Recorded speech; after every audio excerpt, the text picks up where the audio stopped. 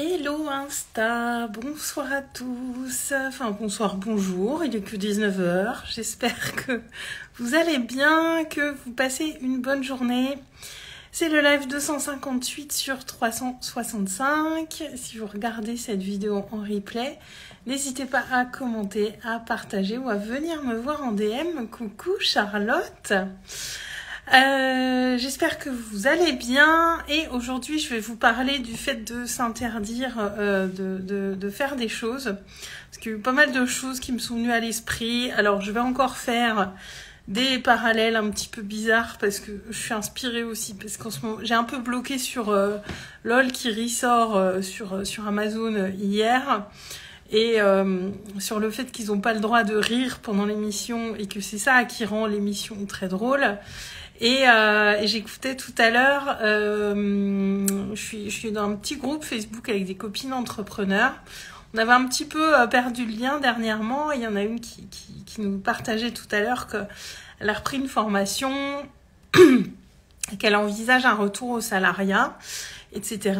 Et c'est surtout, ce que j'ai trouvé surtout intéressant dans ce qu'elle dit, c'est les raisons pour lesquelles elle est en train de changer un petit peu son fusil d'épaule. Et l'importance de rien s'interdire, qui est hyper importante en fait dans tout ça. Coucou Elodie. Et elle est entrepreneur sur les réseaux depuis un moment. Son activité fonctionnait. Enfin, c'est pas lié au fait que son activité marchait pas. C'est plus lié au fait que elle ressentait de plus en plus cette pression, comme elle dit, de mettre toujours du charbon dans la locomotive pour que l'entreprise fonctionne. Et c'est-à-dire, trouver de nouveaux clients, parce qu'elle s'est rendue compte que comme elle est plus sur les réseaux, du coup l'activité est tombée à zéro et que même si elle veut développer en présentiel, ça impliquera qu'elle aille trouver des clients par d'autres moyens.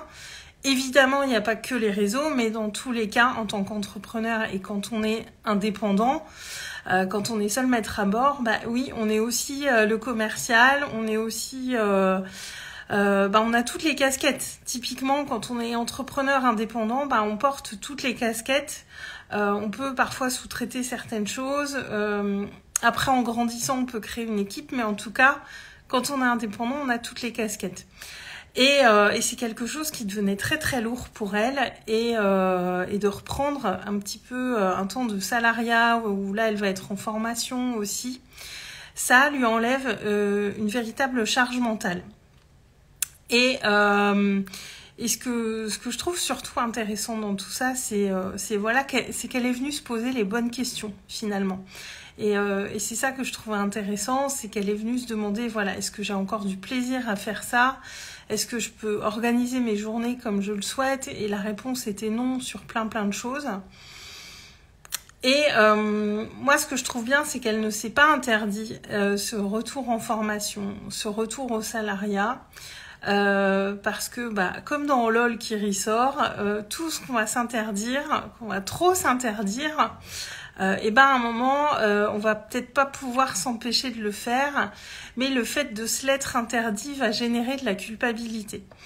Et typiquement tout ce qu'elle disait sur l'entrepreneuriat, moi c'est ce que je cherche en fait, c'est ce que j'ai envie, parce que j'ai passé 20 ans dans le salariat et voilà, moi je suis beaucoup plus animée par le fait de porter toutes les casquettes, de ne pas faire la même chose tous les jours, d'organiser mon temps comme je le veux. Mais voilà, c'est important aussi d'avoir cette conscience que effectivement c'est à nous aussi, comme elle disait, de mettre du charbon dans la locomotive pour qu'elle avance, parce que une entreprise sans client, c'est pas une entreprise quoi. Enfin, faut que ça tourne. Et ça m'a interpellée aussi parce que j'écoutais un podcast il y a une quinzaine de jours et c'était un échange entre deux entrepreneurs et toutes les deux étaient d'accord sur le fait qu'à partir du moment où elles s'étaient lancées, leur gros truc à l'intérieur, c'était de dire jamais je ne retournerai au salariat. Et moi, en écoutant ça, je me suis dit mais c'est moi ou est-ce que c'est mieux de penser comme ça quand on devient entrepreneur pour pas se laisser cette porte de sortie et se pousser à réussir? Ou alors, est-ce que c'est mieux de penser l'inverse? Moi, personnellement, là, voilà, comme vous savez, je suis en train de quitter mon emploi, c'est en train de se faire d'ici fin avril, mais pour autant, moi, intérieurement, toutes les portes sont ouvertes. C'est-à-dire que je m'ouvre à ce que mon entreprise réussisse parce que je vais consacrer tout mon temps. Je vais y consacrer tout mon temps. Je suis ouverte à ça, mais je suis aussi ouverte au fait que peut-être à un moment, il faudra peut-être que je retourne au salariat temporairement ou à temps partiel parce que j'en aurai besoin ou peut-être parce que j'en aurai envie tout simplement. Et je crois que y a pas une école qui est plus mauvaise que l'autre et après on raisonne tous différemment parce que c'est vrai que ça peut être une source de motivation de se dire je ne veux pas retourner au salariat.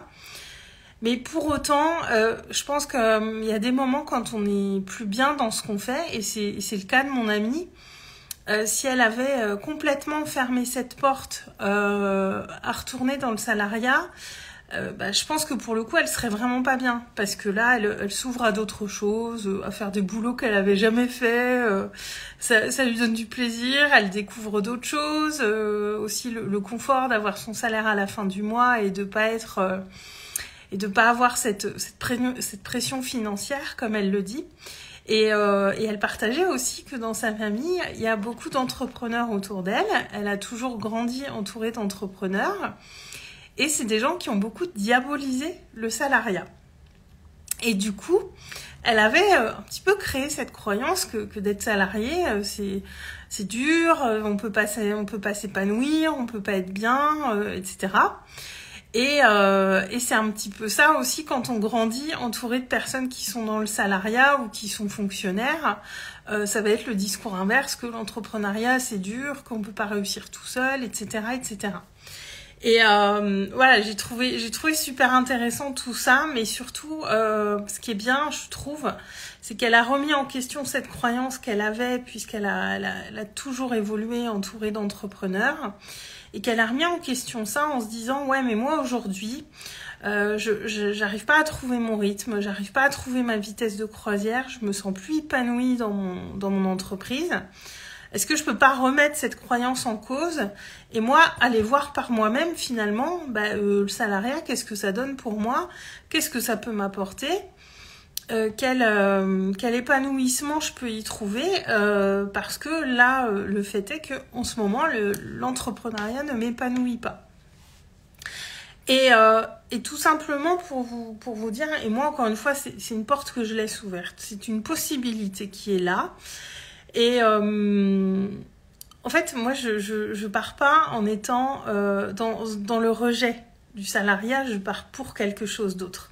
Et je trouve que ce soit... c'est valable pour beaucoup de situations.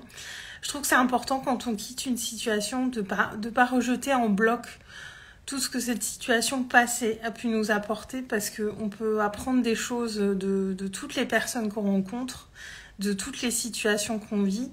Et rejeter en bloc quelque chose, c'est se mettre contre quelque chose. Et moi, j'essaye de plus en plus de tendre vers quelque chose, d'aller pour quelque chose plutôt que de faire quelque chose contre. Je sais pas si vous voyez ce que je veux dire, mais ouais, il y a cette notion, Elodie, de pas se fermer, comme tu dis. Parce qu'on ne sait jamais concrètement ce que la vie nous réserve. On ne sait jamais aussi, nous, comment on va évoluer intérieurement. Cette amie en question, ça fait longtemps qu'elle est entrepreneur, elle a de l'expérience. Je vous dis, ça fonctionnait pour elle, elle en vivait. Et pour autant, elle était arrivée à un stade où ça ne l'épanouissait plus et elle avait cette difficulté à trouver le rythme juste pour elle. Voilà. Et moi, je trouve ça hyper sage, en fait, de se dire, je remets en question ce mode de vie que j'ai depuis plusieurs années, ces croyances qu'on m'a transmises à propos de l'entrepreneuriat. Et moi, qu'est-ce que je veux pour moi aujourd'hui ? En fait, je trouve ça hyper sage, parce que je me dis, c'est pas un cheminement intérieur qui doit être instinctif à faire, clairement. Et pour autant, elle l'a fait, et là, elle s'est mise dans cette position d'ouverture où elle se dit, Peut-être que je redeviendrai, peut-être que je me reconsacrerai à mon entreprise, parce que cette formation qu'elle fait n'est pas très éloignée de ce qu'elle faisait en tant qu'entrepreneur, mais elle dit voilà, après je peux être freelance aussi, je peux alterner un petit peu les deux si je trouve des boulots, voilà, des CDD ou des boulots sur des durées pas très longues. Et moi, je trouve ça puissant en fait de se mettre dans cette ouverture et de pas être dans le rejet. Parce que quand on est dans le rejet de quelque chose, on va pas aller créer la suite sur des bonnes raisons en fait. On va créer sur du contre, sur du rejet de quelque chose. Et ça veut dire qu'il y a encore une frustration qui est là, une colère ou des émotions qui sont là, qui sont pas forcément bonnes pour ce qu'on est en train de créer. Et moi, ça me ramène aussi beaucoup à l'intentionnalité qu'on met dans ce qu'on fait, dans pourquoi on fait les choses. Et si on part d'une intention qui est... j'ai pas envie de parler d'intention négative parce que ce serait pas le bon terme, mais si on part d'une intention comme ça de rejeter quelque chose pour créer un autre modèle, il faut bien se dire que l'herbe, elle est pas plus verte ailleurs en fait. L'herbe, elle est plus verte là où on l'arrose. C'est ça le truc. Et pour moi, c'est une grande... Elodie, tu pars manger? Pas de souci. Bonne soirée, Elodie. Oui, en même temps, je fais mon live un samedi à 19h15. Donc, mais le samedi, je sais jamais à quelle heure venir. Je sais jamais à quelle heure il y aura du monde. Et je regarde pas l'heure pour faire mes lives, concrètement. Et interrogez-vous là-dessus quand vous voulez quitter une situation qui vous convient plus. Est-ce que c'est uniquement dans le rejet ou est-ce que c'est aussi dans cette dynamique de vouloir créer quelque chose de nouveau pour moi ou pour améliorer une situation? Alors quand on quitte quelque chose, évidemment, c'est aussi pour des raisons qu'on n'aime plus et qu'on ne veut plus. Donc c'est normal, mais aussi toujours cet élan qui doit partir de nous. Et qu'est-ce que je fais pour moi aujourd'hui? Au-delà de rejeter quelque chose, on peut ne plus vouloir une situation. Ok, je ne veux plus cette situation, mais qu'est-ce que je mets en place pour aller dans la direction qui est mieux pour moi, cette dynamique d'aller vers quelque chose, de tendre vers quelque chose. Et ça, je pense qu'on s'en rend pas forcément compte parce que je crois que quand on est uniquement dans le rejet, ça va nous rattraper. Et je vous dis, je pense à LOL qui ressort, ils ont pas le droit de rire. Et même quand il y a des trucs pas drôles, alors, j'ai pas encore regardé la dernière saison, mais il paraît qu'elle est encore mieux que les 2 premières. Il suffit qu'on sache qu'on n'a pas le droit de faire quelque chose pour que ça vienne nous titiller et qu'on ait envie de le faire. Et voilà, et donc c'est des questions importantes à se poser. Et on voit, moi j'ai vu plusieurs entrepreneurs sur les réseaux dernièrement qui retournaient au salariat ou qui étaient retournés pour quelques mois et qui reviennent. Et pour moi, honnêtement, c'est une preuve de sagesse parce que y a un prix à payer pour tout. Et oui, moi aujourd'hui, ce qui me plaît, ce qui m'excite dans l'entrepreneuriat, c'est d'avoir toutes ces casquettes, de gérer mes journées comme j'ai envie. Je sais que ça va être challengeant aussi parce que je l'ai jamais vécu à temps plein, mais je suis hyper heureuse de vivre ça. Mais qui sait, peut-être que dans 1 an, 2 ans, soit j'aurai besoin de revoir mon modèle, soit il y a des choses là-dedans qui me plairont plus. Ça se trouve... je serai encore entrepreneur, mais peut-être dans quelque chose de différent. Je ne sais pas en fait comment les choses vont évoluer et d'où l'importance d'être dans cette ouverture pour soi parce que on est des humains, on est en évolution permanente et ce que j'aime aujourd'hui, ce qui me fait kiffer aujourd'hui, c'est peut-être pas ce qui me fera kiffer dans 1 an, dans 5 ans, dans 10 ans. Ce sera peut-être complètement différent, mais en tout cas, aujourd'hui, c'est faire un pas vers ce que je veux pour moi, vers ce que j'aime, et sans rejeter quoi que ce soit, parce que, y a, comme je disais, il y a un prix à payer pour tout, il y a du bon et du mauvais dans tout. Les polarités sont partout. Et personnellement, je trouve ça dommage de rejeter en bloc un modèle parce qu'on peut venir se fermer à quelque chose et du coup, ça peut nous amener à nous fermer à des possibilités finalement. Et moi je trouve ça toujours dommage de se fermer à des possibilités. On sait jamais ce que l'univers va amener sur notre chemin. Et ça peut nous faire avancer, évoluer, parce que moi j'oublie pas non plus que voilà, dans le salariat j'ai exercé différents postes, différents métiers même. Enfin là, celui que j'exerce en ce moment, clairement je l'ai appris sur le tas, parce que c'est pas du tout ma formation de base, et ça a été hyper formateur. Et aujourd'hui j'ai plus envie de ça, mais moi j'ai appris énormément de choses dans le salariat, j'ai acquis beaucoup de compétences. Il y a ce côté de faire toujours la même chose qui ne me convient pas, mais pour autant j'ai appris énormément de choses. J'ai appris beaucoup des personnes que j'ai côtoyées, des environnements dans lesquels j'ai évolué, et qui sait, peut-être qu'à un moment temporairement j'aurai envie d'y retourner, ou peut-être, je ne sais pas en fait, c'est ça le truc, c'est que je ne sais pas, mais je suis ouverte à tout ce qui peut se présenter. Ce que je cherche d'abord, c'est moi à m'épanouir, à être heureuse, à accéder aussi à un niveau d'abondance qui est différent, parce que dans le salariat, on peut être beaucoup plus vite limité, et je veux plus avoir de limites. Et voilà, et clairement c'est une aventure qui démarre, et on verra ce qu'elle me réserve.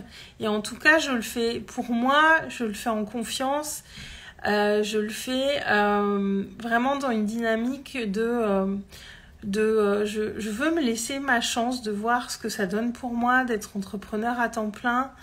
Je veux ouvrir en grand les portes pour moi.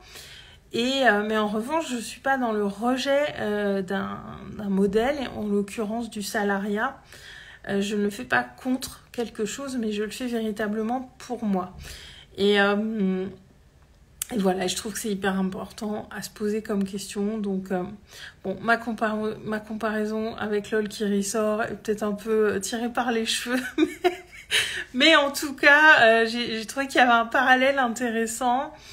Et voilà, ça revient à ce que je partage souvent, tout ce qu'on s'interdit à un moment, tout ce qu'on réprime, ça va venir s'exprimer différemment et pas forcément au bon endroit. Et je pense qu'il y a des entrepreneurs qui sont dans ce rejet total du salariat et qui potentiellement peuvent se faire mal à vouloir absolument rester entrepreneur, même si elles ne s'y sentent plus épanouies, même si elles ne s'y sentent plus à leur place. Et encore une fois, ça peut être temporaire, mais je pense qu'il y a des personnes qui sont dans cette situation-là et qui s'interdisent de retourner au salariat, et ça vient vraiment fermer quelque chose à l'intérieur, et du coup, ça vient aussi fermer sans aucun doute des opportunités à l'extérieur.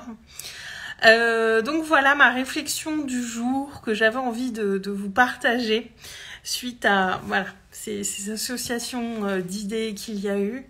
Et vous voyez comme on peut trouver des idées partout. Je regarde un programme qui me fait rire sur Amazon, et je fais des liens avec une amie entrepreneur qui partage ce qu'elle vit en ce moment. Et tout ça vient nourrir ma créativité. Donc notre créativité peut être nourrie par énormément de choses, encore une fois, et qu'est-ce que je l'ai dénigré, ma créativité, alors qu'elle était vraiment là et qu'elle ne demandait qu'à s'exprimer par le bon biais, pour moi en tout cas.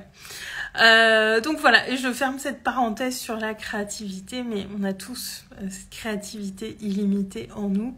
Et tant pis si je fais des comparaisons un peu foireuses parfois, mais en tout cas, c'est ce qui me vient à moi aujourd'hui. Voilà pour le live d'aujourd'hui. Emmanuel, je termine ce live. Du coup, je te laisserai... je vais mettre le replay tout de suite. Je vous souhaite une très très belle soirée à tous. Je vous embrasse, et demain, rendez-vous à 20h dans mon groupe privé où on va parler de communication. Je ne sais pas encore quoi précisément, mais je vais faire un live autour de la communication. Voilà. Je vous embrasse. Bonne soirée, et du coup, à lundi sur Instagram. Ciao!